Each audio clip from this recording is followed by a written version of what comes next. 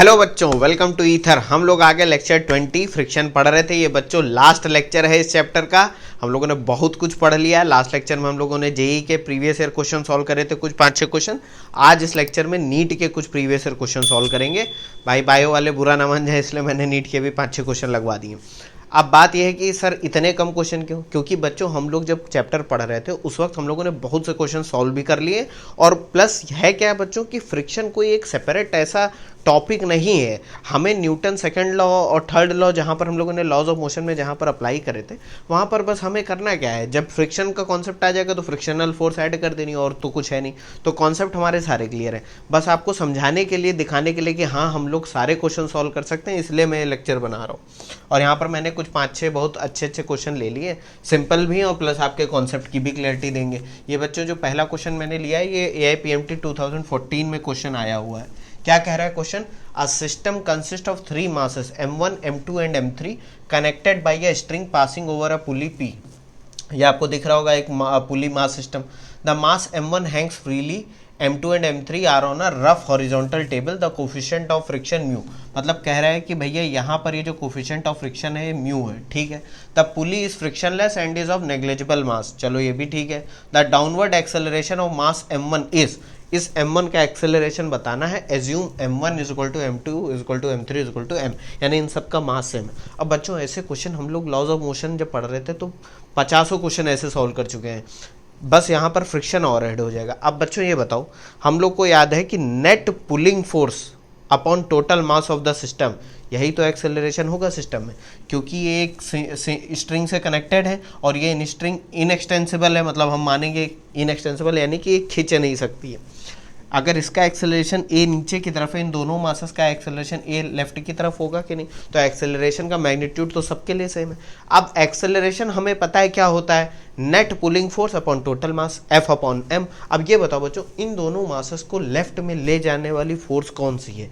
M1 ही तो, M1 का wait ही तो है जो इन दोनों को किधर ले जा रहा है, लेफ्ट की तरफ ले जा रहा है। तो ये बताओ टोटल फोर्स इन दोनों को इधर ले जाने में और M1 को नीचे ले जाने में कौन सी है? सिर्फ M1 का वेट यानी कि mg, क्योंकि M1 is equal to M है, सिर्फ यही तो है, और तो कोई है नहीं फोर्स। भाई इनका जो वेट है वो नीचे की तरफ लग रहा है, लेकिन मोशन लेफ्ट की तरफ हो रहा है, तो वो फोर्स कौन सी है? इस स्ट्रिंग में जो फोर्स आ रही है और जो कि mg की वजह से आ रही है। आप कहोगे सर डायरेक्ट, पहले मैं आपको बच्चों डायरेक्ट मेथड बताता हूँ, फिर आपको वैसे भी सॉल्व करके दिखा दूंगा कि आप घबरा ना जो कह रही है कैसे हो गया। अब देखो M2 और M3 का मास तो है भाई, ये भी M है और ये भी M है। अब ये बताओ बच्चों, यहाँ पर नीचे की तरफ वेट इसका आएगा mg और इसका भी वेट आएगा mg। इसके ऊपर नॉर्मल रिएक्शन, क्योंकि वेट सेम है तो एक n लगेगी ऊपर की तरफ और यहाँ पर भी n ही लगेगी कि नहीं? अब ये जा इस डायरेक्शन में रहे ग्राउंड के रिस्पेक्ट में, तो फ्रिक्शन कहाँ लगेगा? F इस डायरेक्शन में लगेगा कि नहीं लगेगा? बिल्कुल लगेगा। और F की वैल्यू बच्चों क्या होती है? म्यू इंटू n होगी कि नहीं? और n की वैल्यू mg हो जाएगी, तो म्यू इंटू mg ये हो जाएगी। कह दोगे सर बिल्कुल हो जाएगी। अब यहाँ पर बच्चों समझते हैं क्या एक्सेलरेशन बच्चों क्या होगा? Net pulling force upon total mass of the system. Total mass of the system क्या है? M1 plus M2 plus M3, जो कि हो जाएगा 3M। अच्छा, अब नेट पुलिंग फोर्स क्या होगी? ये वाली फोर्स इसको नीचे खींच रही है, लेकिन ये दोनों फ्रिक्शन की वैल्यू इसको इधर खींच रही है, लेकिन ये जा पूरा सिस्टम इस डायरेक्शन में रहा है, ठीक है, ऐसा क्वेश्चन में भी कहा है। तो ये बताओ mg माइनस 2f अगर मैं कर दूं, mg माइनस 2f, तो ये हमें नेट पुलिंग फोर्स दे देगा? कह दोगे सर बिल्कुल दे देगा। तो ये क्या हो जाएगा? mg माइनस का 2f अपॉन टोटल मास हो जाएगा 3m। अब ये बताओ f की वैल्यू आप निकाल चुके, mu into mg upon total mass क्या हो जाएगा? 3m। ऊपर से ये m सब कैंसिल हो जाएगा अगर कॉमन ले लोगे, और g को कॉमन ले लो, तो ये क्या बचेगा बच्चों? g/3 ब्रैकेट में 1 माइनस 2 म्यू। ये आपका बच्चों आंसर है। देखो किससे मैच कर रहा है, ये किससे मैच कर रहा है? g/3 ब्रैकेट में 1 माइनस 2 म्यू, ये आपका आंसर आ गया। कितना आसानी से आ गया। अब कुछ बच्चे कंफ्यूज हो जाएंगे, तो मैं आपको एक लंबा मेथड भी बताता हूँ। वहाँ पर आप क्या करोगे, ये सब हम लोग कर चुके हैं कि भाई पूरे रोप में टेंशन यहाँ से लेके यहाँ तक सब सेम रहेगा, ये टेंशन T रहेगा तो यहाँ पर भी T लगेगा। यहाँ आपको टेंशन बताने की जरूरत नहीं, क्योंकि इनको हम कंबाइंड सिस्टम ले लेंगे। अब बच्चों यहाँ पर इसको अगर मैं 2 पार्ट में डिवाइड कर दूँ, कौन से दो पार्ट, एक तो ये जो m1 वाला था, इसका अगर मैं फ्री बॉडी डायग्राम बनाऊँ तो ये देखो ये हो जाएगा mg, और इसके ऊपर टेंशन लगेगा t ऊपर की तरफ, ये जा नीचे की तरफ रहा है तो इसका एक्सेलरेशन हो गया ये।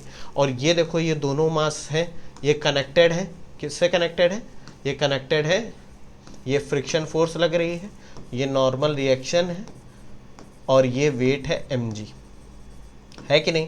और ये दोनों कनेक्टेड हैं, बस मैंने यहाँ पर स्ट्रिंग काट दी है क्योंकि मुझे फ्री बॉडी डायग्राम इनका कंबाइंड बनाना है, तो ये हो गया टेंशन। अब बच्चों यहाँ पर ये पूरा सिस्टम एक्सेलरेशन ए से लेफ्ट की तरफ जा रहा है। अब यहाँ पर दोनों सिस्टम पे हम क्या लगा देंगे, force is equal to mass into acceleration. तो यहाँ पर अगर मैं इस पर लगाऊं तो ये क्या हो जाएगा, mg, नीचे की तरफ वाला फोर्स क्या है mg, माइनस का t is equal to mass into acceleration, हो जाएगा कि नहीं। अब अगर मैं इसको पूरा कंबाइंड सिस्टम मानूं तो बच्चों इसको इधर खींचने वाले फोर्स कौन सी है, वो है टेंशन, लेकिन ये F उधर की तरफ जा रहा है तो ये जो होगा माइनस का 2F is equal to mass, mass हो जाएगा 2 इंटू एम। क्यों 2m हो जाएगा, इसका मास प्लस इसका मास इंटू एक्सेलरेशन हो जाएगा। तो देखो यहाँ पर दो इक्वेशन आपको मिल गई, mg minus T is equal to ma, और क्या मिल गया t minus 2f is equal to 2ma। अगर मैं इन दोनों इक्वेशन को जोड़ दूँ तो क्या हो जाएगा, देखो मैं यहाँ पर लिखता हूँ बच्चों, क्या हो जाएगा, mg minus T is equal to ma, t minus 2f is equal to 2ma। इन दोनों को जोड़ो तो ये t कैंसिल हो जाएगा, ये हो जाएगा mg minus 2f is equal to 3ma। तो देखो बच्चों ये घूम फिर के यही आ गया, mg minus 2f is equal to 3m से मल्टीप्लाई कर दो तो 3ma हो जाएगा, 3m नीचे ले, f की वैल्यू m इंटू जी हो जाएगी, म्यू इंटू m इंटू जी। देखो वही आंसर भी आ जाएगा यहाँ से। अब कुछ बच्चे कहेंगे सर आपने कंबाइंड फ्री बॉडी डायग्राम क्यों लिया, आप इसका अलग अलग भी ले सकते हो, फिर और लंबा हो जाएगा बच्चों, इतना टाइम तो आपको एग्जाम्स में मिलता नहीं है। सबसे आसान तरीका तो यही है, net pulling force upon total mass. इसको देख लो, हम लोग याद करो बच्चों जब फ्रिक्शन के कॉन्सेप्ट समझ रहे थे जिसमें पुली मास सिस्टम पे भी हम लोगों ने न्यूमेरिकल सॉल्व करा था, तो ऐसे क्वेश्चन हम लोग बहुत से सॉल्व कर चुके हैं। बहुत आसान क्वेश्चन था, इसमें कुछ ज़्यादा कठिन था नहीं, ठीक है। चलो एक ये भी क्वेश्चन बच्चों देख लेते हैं। क्वेश्चन नंबर 2, ये कब आया है, ये री AIPMT 2015 में आया है। A plank with a box on it at one end is gradually raised about the other end, ठीक है। As the angle of inclination with horizontal reaches 30 degree, the box starts to slip and slide 4 metre down the plank in 4 second, ठीक है। The coefficients of static and kinetic friction between the box and the plank will be. ये question बच्चों बहुत सही है, बहुत सरल question है। क्या कह रहा है कि भाई ये जो ब्लॉक है आपका, इसका मास दे रखा है क्या, नहीं दे रखा है, उसकी जरूरत भी नहीं हुई। जब हम इसको प्लैंक को धीरे धीरे ग्रेजुअली इंक्रीज कर रहे हैं तो एक एंगल ऐसा आता है 30 डिग्री जिसके बाद ये स्लाइड करने लगता है। तो ये बताओ जब हमें म्यू एस निकालना है, यानी कि फॉर म्यू एस, तो म्यू एस के लिए हमें पता है कि ये जब 30 डिग्री का हो जाएगा तब ये जो ब्लॉक है आपकी, ये on the verge of slipping होगी, मतलब स्लिपिंग हो नहीं रही होगी, होने वाली होगी। उस केस में ये जो फ्रिक्शन की वैल्यू है ये होगी म्यू इंटू एन, क्योंकि लिमिटिंग वैल्यू हो जाएगी म्यू एस इंटू एन। ये हो जाएगा नॉर्मल रिएक्शन, इसका ये कंपोनेंट वेट का क्या होगा mg cos 30, और ये हो जाएगा बच्चों mg sin 30। और हमें पता है, क्या पता है कि n की वैल्यू इस केस में कितनी होती है, mg cos 30 हो जाएगा, और क्या हो जाएगा म्यू एस इंटू एन की वैल्यू, क्योंकि यहाँ मोशन हो रही ना, तो ये वाली फोर्स इज इक्वल टू ये वाली force, sigma F X is equal to 0 कर दो, अगर ये x है और ये y है तो sigma F X is equal to 0 करोगे तो mg साइन थीटा या साइन 30, यहाँ पर 30 लिखना है, साइन 30, तो ये म्यू एस इंटू एन हो जाएगा mg cos 30 is equal to mg sine 30, हो जाएगा। कह दोगे सर बिल्कुल हो जाएगा, ये mg और mg कैंसिल हो जाएगा, म्यू एस की वैल्यू बच्चों कितनी आ जाएगी, साइन 30 अपॉन कॉस 30 आ जाएगी कि नहीं। और साइन 30 अपॉन कॉस 30 क्या होगा, टेन 30, टेन 30 बच्चों क्या होता है 1 अपॉन रूट 3। ये 1 अपॉन रूट 3 बच्चों जब सॉल्व करोगे तो ये आ जाएगा लगभग आपका आ जाएगा कितना 0.6 समथिंग आ जाएगा, तो म्यू एस की वैल्यू अप्रॉक्सीमेटली 0.6 आ जाएगी। तो ये आपका एक आंसर आ गया म्यू एस की वैल्यू। यहाँ पर कोई ऑप्शन मैच कर रहा है, देखो दो ऑप्शन में 0.6 दे रखा है, तो ये वाले अभी कंफ्यूजन है, यानी कि हमें एक और निकालना पड़ेगा। अब म्यू के की वैल्यू निकालते हैं। अच्छा, कुछ बच्चे जो होशियार हैं, जिन्होंने थोड़ा सा कॉन्सेप्ट और डीप में पढ़ा हुआ है, हम लोग पढ़ भी चुके हैं कि भैया वो एंगल जिसपे ब्लॉक जस्ट स्लाइड करने लगता है उसको हम बोलते हैं एंगल ऑफ रिपोज, और एंगल ऑफ रिपोज का जो tan होता है वो बराबर होता है म्यू एस के, या हम कहते हैं म्यू एस क्या होगा, tan lambda, angle of friction is equal to angle of repose, तो म्यू एस की वैल्यू tan 30 होगी। वही देखो डायरेक्ट आंसर आ गया। लेकिन अब आता है कि भाई हमें क्या निकालना है, म्यू के निकालना है। तो म्यू के लिए क्वेश्चन में एक हमें और चीज दे रखी है। क्या दे रखा है कि भाई ये जो ब्लॉक है मास m, ये नीचे की तरफ इसका वेट mg साइन थीटा लग रहा है, ऊपर की तरफ ये हमारा म्यू के इंटू एन लग रहा है कि नहीं। अब ये एक्सेलरेशन ए से नीचे आएगा, नीचे की तरफ आएगा। यहाँ पर अगर मैं इसका एक्सेलरेशन निकालूं बच्चों तो क्या हो जाएगा, देखो net force is equal to mass into acceleration. F की वैल्यू, एफ के की वैल्यू बच्चों क्या होगी, म्यू के इंटू एन, और एन की वैल्यू इस केस में भी कितनी होगी, एम जी कॉस थीटा, या यहाँ पर 30 डिग्री में ले लेता हूँ, मैं बार बार यहाँ पर थीटा ले रहा हूँ, ये हो जाएगा साइन 30 डिग्री। तो ये बताओ बच्चों यहाँ पर ये कितना हो जाएगा, mu K into M G cos 30 degree हो जाएगा। अब मैं यहाँ पर क्या लिख दूंगा, भाई जब ऑब्जेक्ट स्लाइड करने लगा है उसका मतलब उसमें एक एक्सेलरेशन है, यहाँ पर वो नीचे की तरफ खिसक रहा है, तो सारी फोर्सेस जो एक्स डायरेक्शन में लग रही हैं वो कौन कौन सी हैं, एम जी साइन 30 माइनस का mu K into N, N यानी कि एम जी कॉस 30, भाई फ्रिक्शन की वैल्यू लग रही है ऊपर की तरफ, is equal to mass into acceleration. Mass से ये कैंसिल आउट हो जाएगा, एक्सेलरेशन बच्चों कितना आ जाएगा, एक्सेलरेशन आ जाएगा जी, अगर मैं कॉमन ले लूँ तो ये हो जाएगा साइन 30 माइनस का म्यू के कॉस 30, हो जाएगा कि नहीं, कह दोगे सर हो जाएगा, बिल्कुल हो जाएगा। और यहाँ पर एक कंडीशन दे रखी है, क्या कंडीशन दे रखी है कि भाई the box starts to slip and slides 4 metre down the plank in 4 second. तो यहाँ पर एक कंडीशन, जब आप इसको सॉल्व करोगे बच्चों तो देखो क्या है, यहाँ पर कह रहा है 4 मीटर वो चल जाती है कितने टाइम में, टाइम लगता है इसको 4 सेकेंड ना, हाँ 4 सेकेंड में। और वो कहाँ से स्टार्ट हो रही है, इन रेस्ट से स्टार्ट हो रहा है, तो इनिशियल वेलोसिटी होगी 0। अगर सेकेंड इक्वेशन ऑफ मोशन लगाओ तो हाफ ए इंटू टी स्क्वायर। अब बच्चों ये सारी वैल्यू रख दो तो ये हो जाएगा 4 इज इक्वल टू 1/2। एक्सेलरेशन आपका है जी, जी की वैल्यू 10 रख दो। साइन 30 बच्चों कितना होता है, साइन 30 होता है 1/2 माइनस म्यू के इंटू ये कितना हो जाएगा, कॉस 30 होता है √3/2 और इंटू टी स्क्वायर यानी कि 4 का स्क्वायर 16। तो ये बच्चों कितना आ जाएगा, ये इसको जब सॉल्व करोगे तो ये हो जाएगा 2 2 8 16 और ये 4 2, ये कितना हो जाएगा 4 2 8, तो ये आ जाएगा आपका 8 8 2 16 20। तो ये बच्चों आ जाएगा 20, 1 इज इक्वल टू 20 ब्रैकेट में कितना हो जाएगा 1 minus 1 by minus mu K into √3/2, 1 minus mu K into √3/2, तो ये हो जाएगा 10 हो जाएगा ना। तो ये हो जाएगा 1 minus √3 into mu K is equal to 1/10।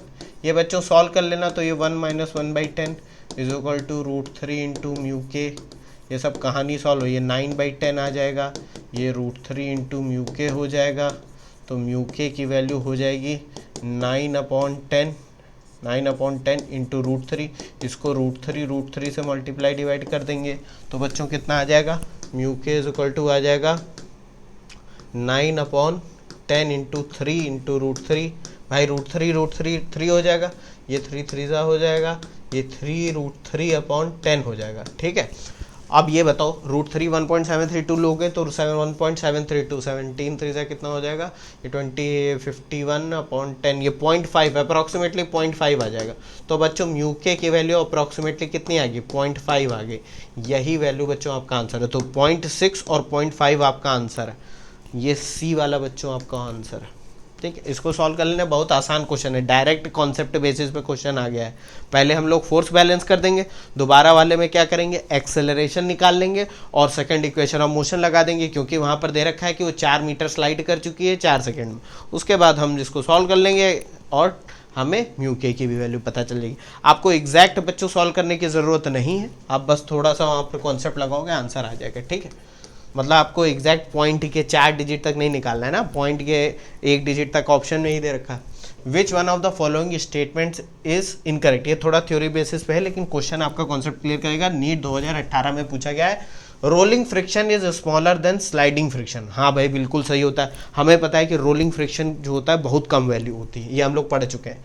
दूसरा क्या है, limiting value of static friction is directly proportional to normal reactions. ये भी बच्चों सही है, तो हमें तो इनकरेक्ट ढूंढना है, ये दोनों ही सही है। Frictional force opposes the relative motion, ये भी सही है, ये भी सही है, ये भी सही है। Coefficient of sliding friction has dimensions of length, ये गलत है। क्यों? क्योंकि ये डायमेंशनलेस क्वांटिटी है, तो ये हमारा ऑप्शन होगा। इनकरेक्ट ढूंढना है ना, तो ये स्टेटमेंट गलत है, बाकी ये तीनों सही है। चलो कहोगे सर ये तो हम लगा लेते, ये क्यों बताया? अरे लगा लेते, लेकिन ठीक है, अच्छा क्वेश्चन था, कॉन्सेप्ट तो रिवाइज हो गए। ये नीट 2019 में आया उड़ीसा में। A body of mass m is kept on a rough horizontal surface. Coefficient of friction is equal to mu. A horizontal force is applied on the body, but it does not move. The resultant of normal action and the frictional force acting on the object is given by F. Where F is, यहाँ पर 4 option है बच्चों। ये बहुत simple सा concept है यहाँ पर। ये अगर मास m है मान लो बॉडी का, इसके ऊपर वेट नीचे की तरफ mg आएगा और इसके ऊपर नॉर्मल रिएक्शन आएगा। अब ये बताओ बच्चों, कॉन्टैक्ट फोर्स क्या होती है? रिजल्टेंट ऑफ नॉर्मल फोर्स और फ्रिक्शन फोर्स, वही यहाँ पर पूछी गई। अगर मैं आपसे कह दूं कि इस पर कोई एक्सटर्नल फोर्स नहीं लग रही, तो यहाँ पर फ्रिक्शन की वैल्यू बच्चों इनिशियली क्या होगी? 0 होगी। अब मान लो आप कोई फोर्स इस पर लगाना स्टार्ट, इस डायरेक्शन में खींच रहे हो, तो इस पर फ्रिक्शन की वैल्यू बढ़ती जाएगी और एक मैक्सिमम वैल्यू पहुँच जाएगी कितनी? म्यू इंटू एन हो जाएगी। हमें इसका रिजल्टेंट एफ पूछा है, तो आपको भी पता है एन की वैल्यू होगी mg, होगी कि नहीं? लेकिन एक बात बताओ बच्चों, म्यू इंटू एन तो मैक्सिमम वैल्यू ऑफ फ्रिक्शन है ना। अगर उससे कम फोर्स लग रही है, मान लो इधर कोई फोर्स पी लग रही है, अब मान लो उससे कम कोई फोर्स लग रही है, यहाँ पर पी पहले 10 न्यूटन लग रहा था, तब लिमिटिंग फ्रिक्शन पहुंचा था, मान लो 8 न्यूटन लग रहा है, तो ये फ्रिक्शन की वैल्यू कम होगी, कुछ एफ होगी जो कि अप्लाइड फोर्स के बराबर होगी कि नहीं? तब आपका ये जो एफ है ये वैल्यू कम आएगी, क्योंकि ये आपका छोटा सा रेक्टेंगल बनेगा। यहाँ देखो ज़्यादा बड़ा रेक्टेंगल बन रहा है। फिर अगर एफ की पी की वैल्यू और कम हो जाए तो ये फ्रिक्शन और कम हो जाएगा, ये एरो इधर और आ जाएगा, ये धीरे धीरे कम होता जाएगा और इसका अगर 0 हो जाए तो एन के बराबर हो जाएगा। यानी जो रिजल्टेंट है वो कहाँ से कहाँ तक वेरी करेगा? एन से लेकर म्यू एन और एन के रिजल्टेंट तक। देखो एन से लेकर म्यू एन और एन के रिजल्टेंट तक, क्योंकि मैक्सिमम वैल्यू ऑफ फोर्स कितनी लग सकती है इस डायरेक्शन में? Mu N. तो यहाँ पर बच्चों जो एफ की वैल्यू होगी वो लेस देन और इक्वल टू होगी किसके? इन दोनों के रिजल्टेंट के। अच्छा यहाँ पर अगर मैं पैरेललोग्राम लॉ लगाऊँ या ट्रायंगल लॉ लगाऊँ, तो ये देखो एक रेक्टेंगल ये बन जाएगा, तो N square plus mu N square, ये हो जाएगा कि नहीं भाई? ये देखो एक ट्रायंगल बन रहा है, ये है हमारा क्या? म्यू एन, ये है एन, और हमें क्या पता करना है? एफ पता करना है, तो ये हो जाएगा म्यू एन का होल स्क्वायर। अच्छा ये देखो मैं नेक्स्ट पेज पर जा रहा हूँ, F less than equal to N square plus mu square N square, N square common ले लो और उसको रूट के बाहर ले हो तो एन हो जाएगा, under root 1 plus mu square हो जाएगा। एन की वैल्यू आप निकाल चुके हो, कितनी हो जाएगी? mg हो जाएगी कि नहीं? बिल्कुल हो जाएगी। यही आपका आंसर है बच्चों। ये देखो कौन सा ऑप्शन मैच कर रहा है इसमें।